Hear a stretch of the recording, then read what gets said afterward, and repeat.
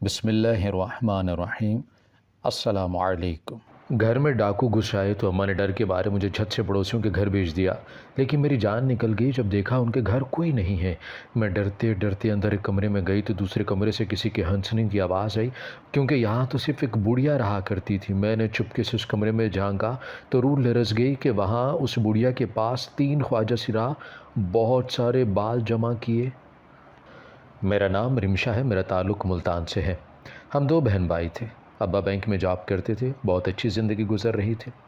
अब्बा की 8 एकड़ ज़मीन थी जो गांव में ताया संभाला करते थे।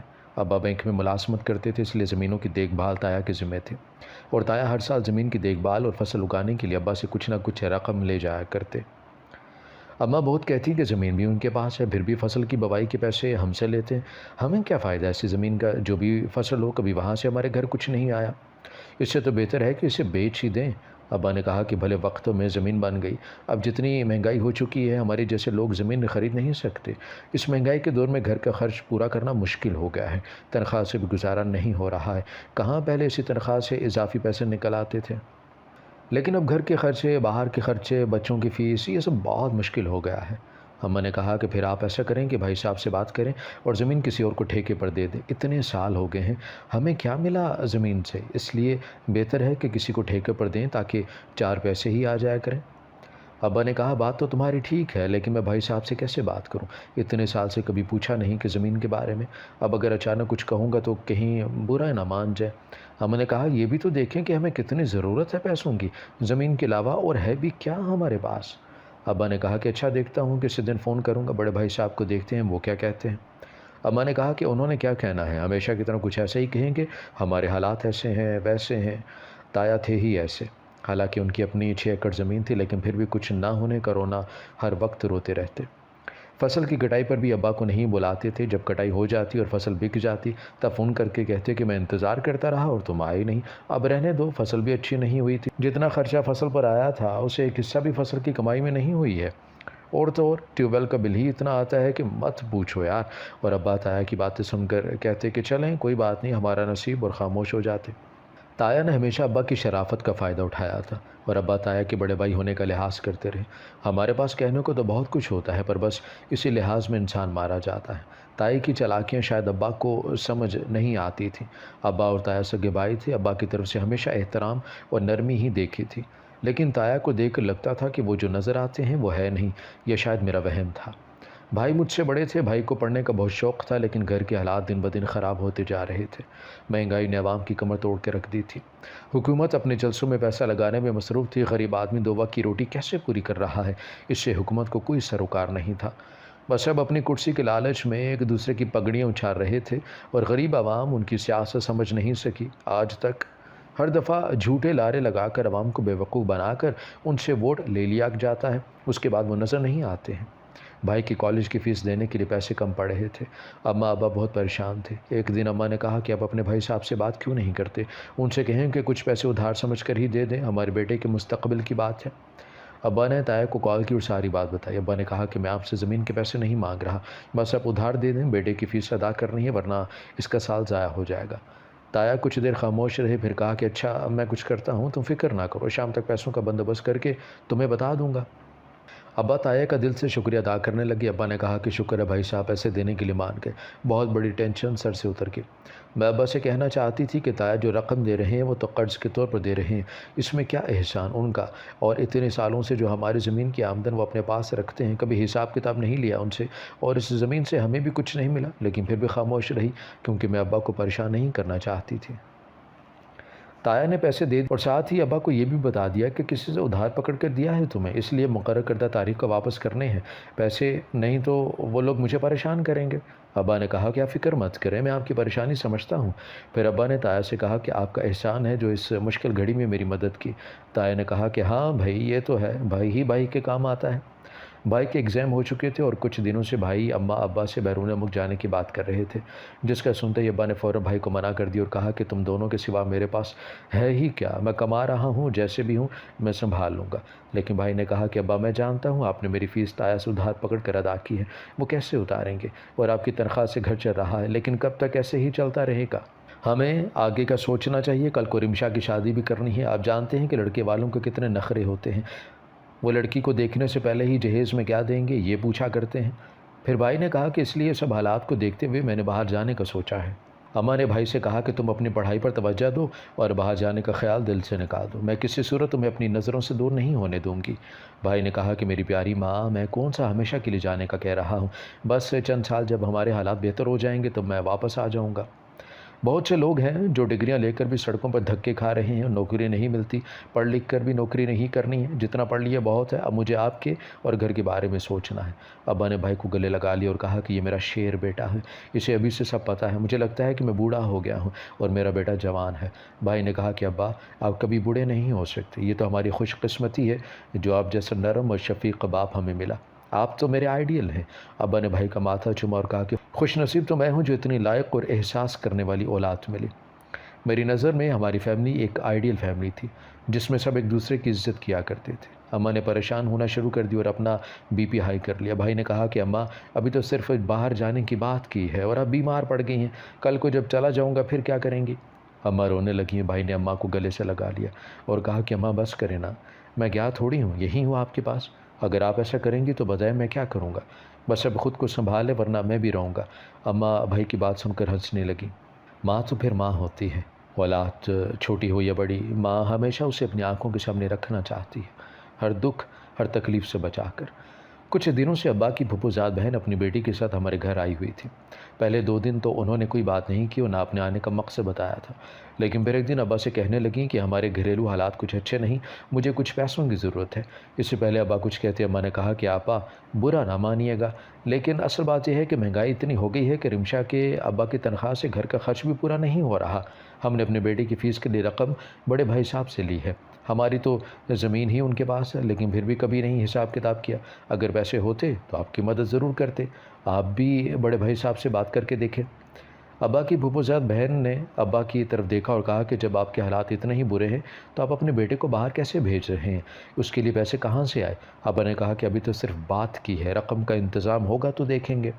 مجھے ابا کی پھپھو زاد بہن کا اس طرح طنز کرنا بہت برا لگا اور ان کی بیٹی بار بار میرے بھائی کی طرف دیکھ رہی تھی۔ بھائی نظر جھکائے ابا کی بات سن رہے تھے۔ مجھ سے اس لڑکی کا اس طرح میرے بھائی کی طرف دیکھنا برداشت نہیں ہوا اور میں نے اس لڑکی کے کندھے پر ہاتھ رکھا، اس نے چونک کر مجھے دیکھا اور وہ شرمندہ سی ہو کر اپنی ماں سے کہنے لگی اماں آپ چلیں یہاں، اور کیا بے عزتی کروانی ہے اپنی؟ ابا نے کہا کہ بیٹی اس میں بے عزتی کرنے والی کون سی بات ہے، جھوٹی امید دینے سے تو بہتر ہے کہ دوسروں کو اپنے حالات سے ہی بتا دیے جائے۔ ابا کی پھپھو صاحب بہن نے کہا کہ اسے چھوڑیں، یہ تو بچی ہے، اور میں جو اتنی دیر سے ان ماں بیٹی کو گھور رہی تھی، مجھے ابا کی پھپھو زاد بہن کا اپنی جوان بیٹی کو بچی کہنے پر ہنسی آ گئی۔ اماں نے مجھے گھورا اور کہا کہ بری بات، اس طرح نہیں کرتے۔ پھر ابا کی پھپھو صاحب بہن نے اپنا رویہ کچھ میٹھا کرتے ہوئے ابا اور اماں کی طرف دیکھتے ہوئے کہا کہ میں ایک اور ضروری بات کرنا چاہ رہی تھی، اب تو آئی ہوں، سوچا ابھی بات ہو جائے تو بہتر ہے، ورنہ آپ جانتے ہیں گھروں سے نکلنا مشکل ہو گیا ہے، وقت ہی نہیں ملتا۔ میں جو اٹھ کر کمرے میں جانے لگی تھی ان کی بات سنتے ہی وہیں رکی۔ ابا کی پھپھو صاحب بہن نے کہا کہ میں چاہتی ہوں کہ آپ اپنے بیٹے کو باہر بھیجنے سے پہلے اس کی شادی کر دیں۔ بھائی جو سر جھکائے بیٹھے تھے فوراً ان کی طرف دیکھا۔ اماں نے کہا کہ آپا ابھی تو یہ پڑھ رہا ہے اور پھر لڑکی بھی کوئی نہیں دیکھی ابھی تک، پھر گھر کے حالات آپ کے سامنے ہیں، ایسے میں کیسے اس کی شادی کر دیں؟ ابا کی پھپھو صاحب بہن نے کہا کہ لو کر لو بات، یہ تو وہ والی بات ہوئی کہ بچہ بغل میں اور ڈھنڈورا شہر میں۔ اماں نے کہا کہ ہم آپ کی بات سمجھے نہیں، کھل کر بات کریں، کیا کہنا چاہ رہی ہیں آپ؟ انہوں نے کہا کہ میری بیٹی ہے نا، اور یہ آپ کی دیکھی بھالی بھی ہے، پھر آپ کو باہر لڑکی ڈھونڈنے کی کیا ضرورت ہے؟ اور میں تو اس لیے کہہ رہی ہوں کیونکہ یہ میرے بھائی کا گھر ہے۔ اماں ابا ایک دوسرے کی طرف دیکھنے لگے۔ پھر ابا نے کہا کہ بہن آپ کی بیٹی ہماری بیٹی ہے، لیکن ہم نے ابھی اس بارے میں کچھ سوچا نہیں ہے۔ ابا کی پھپھو زاد بہن نے کہا تو سیدھا سیدھا کہیں نا کہ ہم سے رشتہ داری نہیں کرنی ہے۔ ابا نے کہا کہ بہن آپ بات کو غلط رنگ دے رہی ہیں، ہم نے ایسا کچھ نہیں کہا، لیکن وہ اپنی اصلیت پر اتر آئی تھی، کہنے لگیں کہ پہلے پیسوں سے انکار کر دیا، پھر رشتے کا یہی مطلب ہوا کہ ہم یہاں آئے کیوں ہیں، اور پھر وہ بولتے ہوئے اٹھ کر جانے لگی۔ اماں نے روک لیا اور کہا کہ بیٹھ جائیں، بیٹھ کر بات کرتے ہیں، اس طرح جھگڑا مسئلے کا حل نہیں ہوا کرتا۔ پھر وہ کچھ بھی سننے کے لیے تیار نہیں تھی اور اسی طرح بولتے ہوئے باہر نکل گئی۔ کتنی عجیب بات ہے نا، انسان اپنے مطلب کے لیے کیسے اپنے لب و لہجے کو بدل دیا کرتا ہے، اگر اس کا مطلب پورا ہو جائے تو ٹھیک، ورنہ کھڑے کھڑے تعلق ختم کر دیتا ہے۔ ابا پریشان تھے، جو پیسے تایا نے ادھار دیے تھے وہ واپس مانگ رہے تھے، لیکن ابا کے پاس ابھی پیسے نہیں تھے۔ ابا نے تایا سے کہا کہ کچھ دنوں کی مہلت لے لیں، جیسے ہی کچھ بنتا ہے میں فوراً آپ کو رقم دے دوں گا۔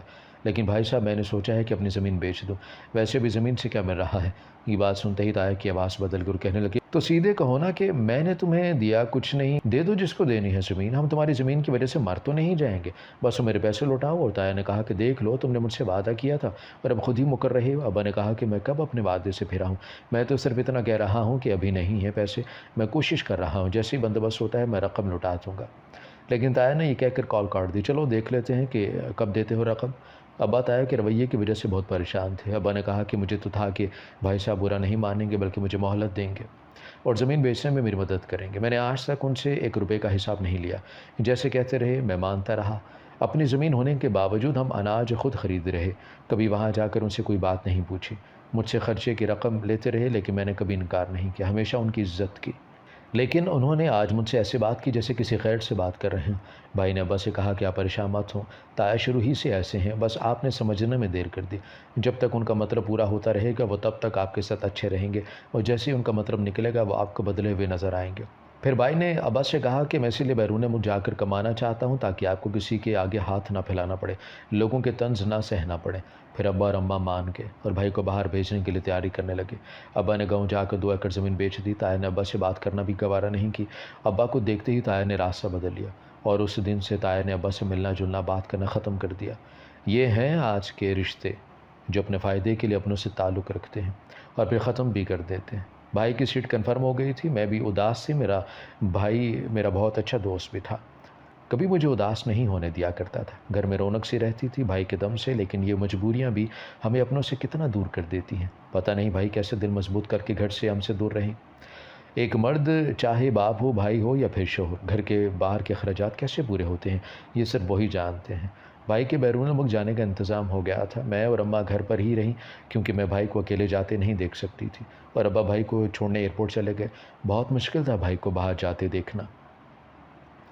بہت دن تک گھر میں اداسی رہی، سب چپ چپ سے تھے۔ پھر بھائی نے وہاں پہنچ کر رابطہ کیا تو ہمارے دل کو تسلی ہوئی، اور اس دن مجھے شدت سے احساس ہوا کہ مرد کسی بھی صورت میں ہو آپ کے لیے ایک مضبوط ڈھال ہوتا ہے۔ بھائی ہو، باپ ہو یا شوہر، وہ اپنی ساری پریشانی اپنے مضبوط کندھوں پر لاد کر ہمیں ہلکا پھلکا چھوڑ دیتے ہیں۔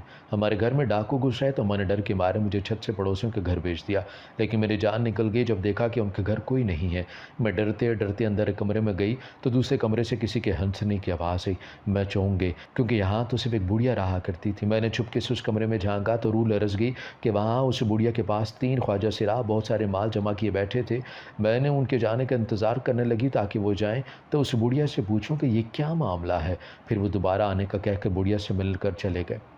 میں جیسے ہی بڑھیا کے کمرے میں داخل ہوئی وہ مجھے دیکھ کر حیران ہوگی اور مجھے کہا کہ لڑکی اس وقت یہاں کیا کر رہی ہو؟ میں نے کہا کہ بی اماں پہلے آپ بتائیں، آپ تو کہتی تھیں کہ آپ کا کوئی بھی نہیں ہے، آپ تنہا ہیں، پھر یہ لوگ آپ سے اس وقت ملنے کیوں آئے تھے اور یہ لوگ کون ہیں؟ بڑھی اماں نے ایک لمبی سانس لی اور کہا کہ بس ہم انسان اپنی اکڑ اور غرور میں اتنا آگے نکل جاتے ہیں کہ یہ بھی بھول جاتے ہیں کہ اوپر بھی ایک ذات اللہ تعالیٰ کی ہے جو سب دیکھ رہا ہے۔ کہیں نہ کہیں کبھی نہ کبھی وہ ہمارے کیے کی سزا ہمیں جلد یا دیر ضرور دیا کرتا ہے، اور خاص کر جب انسان انا میں آ کر دوسروں کو خود سے کمتر سمجھے۔ جب اللہ تعالیٰ نے سب کو برابری کا حق دیا ہے، پھر ہم کون ہوتے ہیں جو کسی کو خود سے کمتر سمجھے؟ اتنا کہنے کے بعد بوڑھی اماں پریشان سے کسی سوچ میں گم ہو گئی۔ میں نے کہا کہ بی اماں کیا ہوا، مجھے بتائیں۔ وہ کہنے لگیں کہ میں خود کو بہت خوبصورت اور اعلیٰ سمجھا کرتی تھی، جب سے جوان ہوئی تھی کسی کو خاطر میں نہیں لایا کرتی تھی۔ میرے گھر والے مجھے بہت سمجھاتے لیکن میں کچھ سمجھنا ہی نہیں چاہتی تھی۔ پھر جب میری شادی ہوئی اور سسرال جب 1.5 سال بعد میری گود بھرائی کا وقت آیا، میں بہت خوش تھی۔ اس وقت کچھ خواجہ سرا گھر میں آئے، مجھے بہت غصہ آیا اور مجھے مبارکباد دینے لگے، اور پھر کہنے لگے کہ بی بی اللہ تعالیٰ نے تیری گود ہری کر دی، اس خوشی کے موقع پر ہمیں بھی کوئی نذرانہ دے۔ میں نے کہا کہ پہلے تو تم لوگ بنا اجازت میرے گھر میں گھس آئے اور اب مجھ سے نذرانے مانگ رہے ہو۔ مجھے بہت غصہ آیا، میری ساس نے مجھے روکا کہ بہو رک جاؤ، ایسے مت کرو، لیکن میں نے ان کی ایک نہ سنی۔ میں نے انہیں دھکے دے کے گھر سے نکالنے لگی۔ میں نے کہا کہ تمہاری اوقات ہی کیا ہے جو مجھ سے مقابلہ کرو گے، اور وہ جاتے جاتے رک گئے۔ انہوں نے کہا کہ ہم جو ہیں اس میں ہمارا کیا قصور؟ اللہ تعالیٰ نے ہمیں اور تمہیں پیدا کیا ہے، اس میں انسان کیا کر سکتا ہے؟ نہ تم نے خود کو اپنے آپ کو بنایا ہے اور نہ ہم نے خود اپنے آپ کو بنایا ہے۔ کون ہمارے جیسا بننا چاہتا ہوگا؟ یہ سب تو اوپر والے کے کام ہے، پر عزت نفس تو سب کی ہوتی ہے، اور آج تم نے ہمارے سارے محلے والوں کے سامنے ہمیں بے عزت کیا ہے۔ اللہ تعالیٰ اس کی سزا تمہیں ضرور دے گا۔ خدا کرے کہ تمہارے گھر بھی ہماری طرح خواجہ سرا پیدا ہو، پھر تمہیں پتہ چلے کہ ہماری زندگی کتنی مشکل ہے اور خواجہ سرا کے ماں باپ کیسے زندگی جیتے ہیں، ہم لوگ تو روز مرتے ہیں۔ میں نے کہا کہ جاؤ جاؤ، بڑے آئے بد دعا دینے والے۔ میری ساس نے کہا کہ بہو ان کی بدوا لگ جاتی ہے، ابھی وقت ہے، انہیں واپس بلاؤ اور معافی مانگ لو۔ میں نے اپنی ساس سے کہا کہ کیا ہو گیا، ایسا کچھ نہیں ہوگا، آپ ایسے ہی پریشان ہو رہی ہیں۔ اس بات کو 3 ماہ گزر گئے اور میں بھول چکی تھی ایسا کچھ ہوا ہے۔ پھر مجھے عجیب قسم کے خواب آتے، میں ان خوابوں کو اپنا وہم سمجھ کر بھول جایا کرتی، لیکن جب میرے ہاں بچے کی پیدائش ہوئی تو میری ساس رونے لگی اور میرے شوہر سے کہنے لگی میں نے کہا تھا کہ ان کی بدوا لگ جاتی ہے، لیکن تمہاری بیوی نے میری بات نہیں مانی، اب کچھ نہیں ہو سکتا۔ میں سکتے کی حالت میں اپنے بچے کو دیکھنے لگی۔ میں نے تو کبھی سوچا بھی نہیں تھا کہ میرے ساتھ ایسا ہو جائے گا۔ اس کے بعد جب اگلی دفعہ 2 بچے پیدا ہوئے تو وہ بھی خواجہ سرا تھے۔ میرے شوہر نے مجھے طلاق دے دی۔ میں ان بچوں کو لے کر بہت دور آ گئی۔ میں جان چکی تھی کہ مجھے میرے کیے کی سزا ملی ہے، میں تنہا رہنے لگی۔ ان بچوں کو خواجہ سرا لے گئے اور جب جوان ہوئے تو روز رات کو مجھ سے ملنے کے لیے لے کر آتے ہیں۔ وہ جو پیسے کماتے ہیں مل کر اس میں سے مجھے بھی کچھ رقم دینے آتے ہیں، لیکن میں انہیں منع کر دیتی ہوں کہ ان کے پیسوں پر میرا کوئی حق نہیں ہے، میں اس قابل نہیں کہ تم میرا خیال رکھو۔ میں نے ان خواجہ سراؤں کو بہت ڈھونڈا جن کی مجھے بددعا لگی تھی، لیکن ان کا کچھ نہیں پتہ چلا۔ میں بوڑھی اماں کی کہانی سن کر ان کو تسلی دینے لگی، اور بوڑھی اماں کی باتوں میں یہ بھول ہی گئی کہ میں کس وجہ سے ادھر آئی تھی۔ پولیس گاڑی کی وائرلیس کی آواز سن کر میں واپس گھر پہنچی تو ڈاکو پکڑے جا چکے تھے، اور دکھ کی بات یہ تھی کہ ان کو بھیجنے والے میرے تایا تھے۔ پولیس نے تایا کو بھی حراست میں لے لیا۔ تایا نے ابا سے بدلہ لینے کے لیے انہیں پریشان کرنے کے لیے یہ سب کیا۔ بھائی کو گئے 2 سال ہو چکے تھے، ہمارے گھر کے حالات بہت اچھے ہو چکے تھے اور ابا نے میری شادی کا فیصلہ کر لیا۔ میں نے کہا کہ جب تک بھائی نہیں آ جاتا میں شادی نہیں کروں گی، اور وہ دن میرے لیے بہت خوشی کا تھا جب پورے 3 سال بعد میرا بھائی ہمارے درمیان موجود تھا، اور میری شادی پر وہ بوڑھی اماں بھی آئی تھی۔ میں بہت پیار سے ان سے ملی۔ بوڑھی اماں نے کہا کہ دیکھو بیٹی، کبھی خود کو دوسروں سے اعلیٰ مت سمجھنا، کوئی بھی انسان ہو سب کی عزت یہ سمجھ کر کرنا کہ وہ جیسے بھی ہیں اللہ تعالیٰ نے پیدا کیا۔ بوڑھی اماں نے کہا کہ پھل ان کو لگتے ہیں جو جھک جایا کرتے ہیں، اور جو میری طرح اکڑتے ہیں ان کی حالت ایسی ہوتی جیسی آج میری ہے۔ بوڑھی اماں مجھے مل کر چلی گئی۔ بوڑھی اماں نے سچ ہی کہا تھا کہ جب سب کو بنانے والا صرف اللہ ہے تو پھر انسان کا خود پر غرور کیسا؟ ہر انسان کی عزت نفس ہوتی ہے اور ہمیں اس بات کا خیال رکھنا چاہیے۔ ہماری ویڈیو اگر آپ کو پسند آئی ہے تو ضرور لائک کیجیے، اپنی رائے دینا چاہیں تو کمنٹس کیجیے، اچھی لگے تو شیئر کیجیے۔ اس کے ساتھ ساتھ اگر آپ نے ہمارا چینل سبسکرائب نہیں کیا تو ضرور کیجیے، اور بیل آئیکن پر لازمی کلک کیجیے تاکہ ہماری ہر آنے والی ویڈیو آپ تک بر وقت پہنچ سکے۔